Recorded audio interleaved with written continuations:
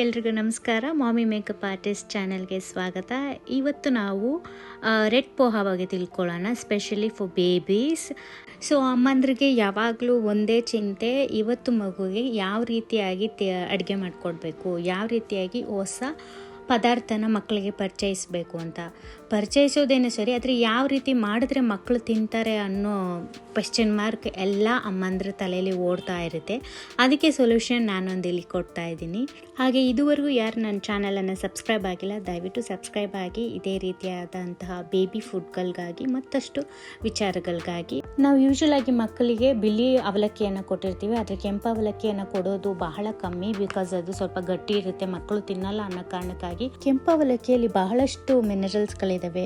ಅಂದರೆ ಐರನ್ ಆಗಿರ್ಬೋದು, magnesium, potassium ಇರೋದ್ರಿಂದಾಗಿ ಅದು ಮಗುವಿನ ಬೆಳವಣಿಗೆಗೆ ಸಹಾಯ ಮಾಡುತ್ತೆ. ಜೊತೆಗೆ ವೆಯ್ಟ್ ಮ್ಯಾನೇಜ್ಮೆಂಟ್ ಕೂಡ ಮಕ್ಕಳಲ್ಲಿ ಮಾಡಲಿಕ್ಕೆ ಸಹಾಯ ಆಗುತ್ತೆ. ಹಾಗಾಗಿ ವಾರದಲ್ಲಿ ಒಂದು ಸಲನಾದ್ರೂ ಕೆಂಪು ಅವಲಕ್ಕಿಯ ಪರಿಚಯ ಮಕ್ಕಳಿಗೆ ನಾವು ಮಾಡಿಕೊಡ್ಬೇಕಾಗುತ್ತೆ. ಬಟ್ ಆದರೆ ಹೇಗೆ ಮಾಡೋದು, ಅದೇ ಇವಾಗ ನಮ್ಮ ಎದುರಿಗಿರುವಂಥ ಒಂದು ದೊಡ್ಡ ಪ್ರಶ್ನೆ.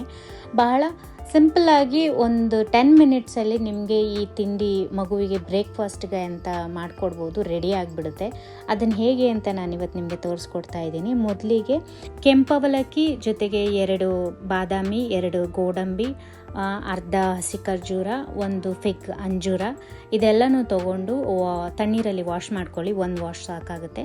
ನೆಕ್ಸ್ಟು ಬಿಸಿ ನೀರಲ್ಲಿ ಇದೆಲ್ಲನೂ ಒಟ್ಟಿಗೆ ನೆನೆಸಿ ಒಂದು 5 ಮಿನಿಟ್ಸ್ ಅಥವಾ ಒಂದು 6 ಮಿನಿಟ್ಸ್ ಇದನ್ನು ಮುಚ್ಚಿ ಇಟ್ಬಿಡಿ. 6 ನಿಮಿಷಗಳ ನಂತರ ನೀರನ್ನು ಶೋಧಿಸಿ ಗಟ್ಟಿ ಇರುವಂಥ ಅವಲಕ್ಕಿ ಮೆತ್ತಗಾಗಿರುತ್ತೆ. ಬಾದಾಮಿ ಸಿಪ್ಪೆಯನ್ನು ತಕ್ಕೊಂಡು ಅದಾದ ನಂತರ ಇವನ್ನ ಗ್ರೈಂಡ್ ಮಾಡ್ಕೋಬೇಕಾಗುತ್ತೆ. ಈ ರೆಸಿಪಿ ಏನಿದೆ ಅದು 8 ತಿಂಗಳ ಮೇಲ್ಪಟ್ಟ ಮಕ್ಕಳಿಗಾಗಿ ನಾನು ಹೇಳ್ತಾ ಇರುವಂಥದ್ದು.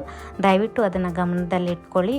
ನಂತರ ರುಬ್ಬಿರೋ ಮಿಶ್ರಣನ ಒಂದು ಪಾತ್ರೆಗೆ ಹಾಕ್ಕೊಂಡು ಸ್ವಲ್ಪ ನೀರು ಹಾಕ್ಕೊಂಡು ಆ ಗಟ್ಟಿ ಇರೋ ಪದಾರ್ಥನ ಡೈಲ್ಯೂಟ್ ಮಾಡ್ಕೊಳ್ಳಿ. ಅದಾದ ನಂತರ ಸ್ವಲ್ಪವೇ ಹಾಲಿನ ಕ್ವಾಂಟಿಟಿಯನ್ನು ಎಷ್ಟು ಬೇಕೋ ಅಷ್ಟು ನೋಡ್ಕೊಂಡು ಹಾಕ್ಕೊಳ್ಳಿ.